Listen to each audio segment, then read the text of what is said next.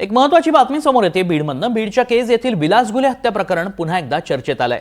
या प्रकरणामध्ये खासदार पुत्र सौरभ बजरंग सोनवणे याला अटक करण्याच्या मागणीसाठी येत्या 21 ऑगस्ट रोजी बीडच्या जिल्हाधिकारी कार्यालयावर मोर्चाचं आयोजन करण्यात आलं। यासाठी समाज बांधवांची व्यापक बैठक पार पडली आहे। सरकारला तीव्र इशारा देण्यात आला। दरम्यान सर्व आरोपींना अटक करण्याच्या मागणीसाठी घुले कुटुंबियांचे 12 दिवसांपासून उपोषण सुरू आहे। या प्रकरणाची दखल घेऊन मुख्यमंत्री देवेंद्र फडणवीसांनी हस्तक्षेप करावा अशी मागणी आता नातेवाईकांकडून करण्यात आली आहे।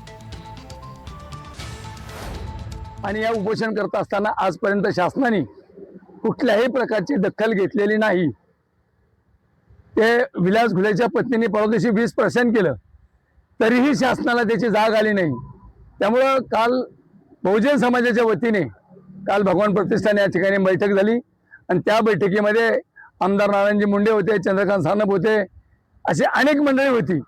ह्या सगळ्या मंडळीच्या माध्यमातून येत्या 21 तारखेला राज्यव्यापी मोर्चा बीड जिल्ह्यामध्ये करण्याचं ठरवलं आहे। आज 12 दिवस झालो माझी आई, माझ्या भावाची पत्नी आणि मी या ठिकाणी उपोषण करतोय। प्रशासनाकडनं ठोस पावलं उचलली जात नाहीत, नुसते आश्वासन देत आहेत आणि आम्ही प्रस्ताव पाठवला म्हणून सांगतायत। असा ठोस आतापर्यंत कुठलाही निर्णय घेतला नाही।